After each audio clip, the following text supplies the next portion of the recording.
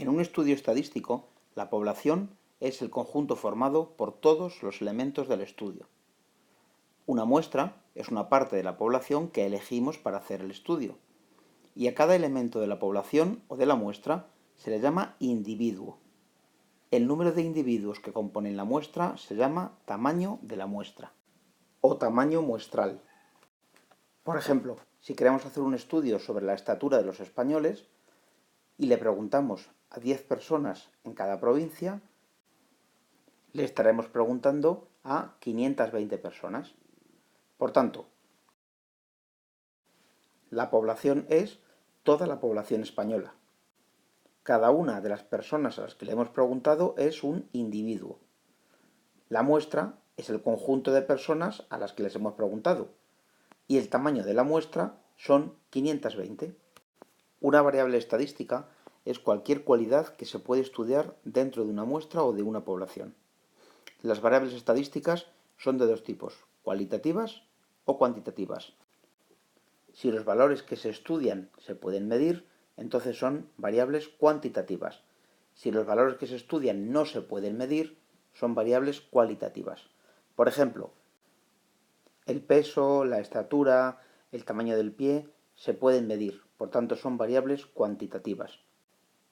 Mientras que el mes de nacimiento, los días de la semana, el deporte que uno practica, no se pueden medir, así que son variables cualitativas.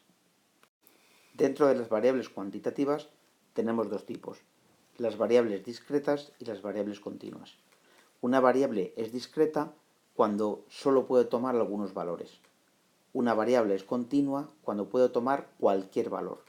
Por ejemplo, una variable discreta es el tamaño del pie, porque uno calza un 36, un 37, un 38, pero no calza un 38,3. Mientras que, por ejemplo, la estatura se puede medir con la precisión que nosotros queramos. Uno puede medir 163 centímetros, 48 milímetros. Es importante distinguir entre variables cualitativas y cuantitativas porque a la hora de hacer un estudio estadístico no se tratan de la misma manera. Con las variables cualitativas escribimos el nombre de cada valor y anotamos el número de veces que aparece cada uno de ellos. Por ejemplo, si estamos mirando cuántos alumnos hay rubios, cuántos alumnos hay morenos y cuántos alumnos hay castaños, tendríamos algo como esto. Hay 20 alumnos morenos, 15 alumnos rubios y 35 alumnos castaños. En definitiva, si tenemos una variable cualitativa, tenemos que tener una columna con un concepto, que suele ser una palabra, y otra columna con un número. En las variables cuantitativas depende del número de datos que tengamos. Si tenemos pocos datos, anotamos en una columna el dato y en la columna del lado el número de veces que aparece ese dato. Por ejemplo, estamos midiendo el número de hermanos que tienen los alumnos de una clase y tenemos los siguientes datos. Lo que vamos a hacer es ordenarlos y contar el número de veces que aparece cada uno. Ya hemos completado la primera columna con la cantidad de hermanos que se pueden tener, 0, 1, 2, 3 o 4, y ahora vamos a ir contando cuántos datos hay de cada clase. Con 0 hermanos tenemos 1, 2, 3, 4 y 5. Anotamos un 5.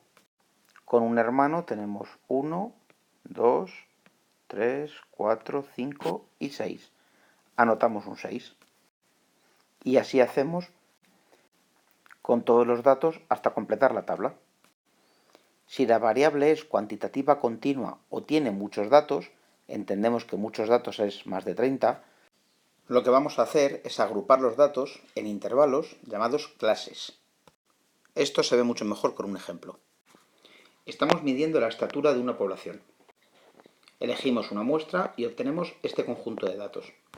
Como trabajar con todos estos datos es difícil y además las frecuencias serían 1 o 2, los vamos a agrupar en clases. El número de clases que hay que hacer se hace con una fórmula que veremos un poquito más adelante. Ahora nos vamos a conformar con agruparlos en clases. Podemos, por ejemplo, hacer las siguientes clases. Menos de 150, entre 150 y 160, entre 160 y 170, entre 170 y 180 y más de 180.